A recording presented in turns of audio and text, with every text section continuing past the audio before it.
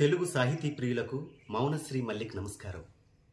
ఇటీవల మార్కెట్లోకి కవన గర్భరాలు అనేటువంటి ఒక కవితా సంకలనం వచ్చింది. చాలామంది కవితా సంకలనాలు తీసుకొచ్చారు.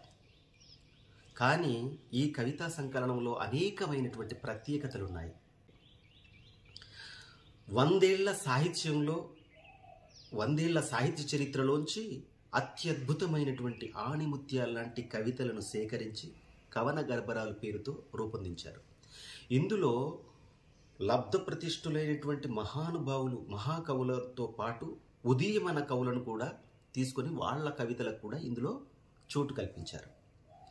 సో ఈ కవితా సంకలనం యొక్క ప్రత్యేకత ఏంటంటే ప్రతి కవిత మీద విశ్లేషణ ఉంటుంది. అంతేకాకుండా ప్రతి కవి యొక్క బయోడేటా ఉంటుంది, సంక్షిప్త జీవిత సమాచారం.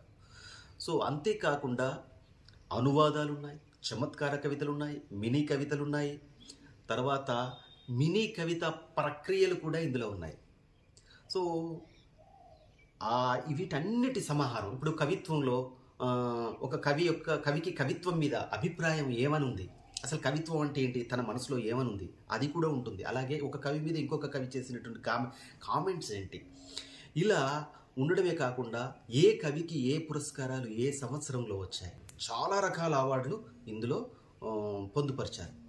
సో ఒక్కటని కాదు, తెలుగు సాహిత్య చరిత్రలో ఇప్పటి వరకు ఇలాంటి కవితా సంకలనం రాలేదు అని నేను ఘంటాపథంగా చెప్పగలను.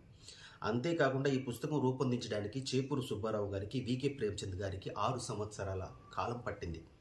ఈ 6 సంవత్సరాల పాటు ఈ పుస్తక రూపకల్పనలో నేను కూడా భాగం పంచుకున్నాను. సో అందుకే ఈ పుస్తకం ప్రతి ఇంట్లో ఉండాల్సినటువంటి గ్రంథం ఇది. తెలుగు భాష అంతరించిపోతుంది అని చాలామంది బాధపడుతూ రకరకాలుగా వ్యాఖ్యానాలు చేస్తుంటారు కదా, అలాంటి వాళ్ళు ఈ పుస్తకం తీసుకొని మీరు చదవండి, మీ పిల్లలతో కూడా చదివించండి. 1072 పేజీల ఈ పుస్తకం కేవలం 600 రూపాయలకు మాత్రమే విక్రయిస్తున్నారు.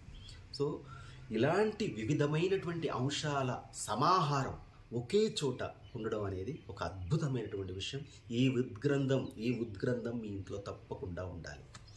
కాబట్టి ఈ పుస్తకాన్ని కొంటారని, చదువుతారని, ఆనందిస్తారని నేను మనస్ఫూర్తిగా విశ్వసిస్తున్నాను.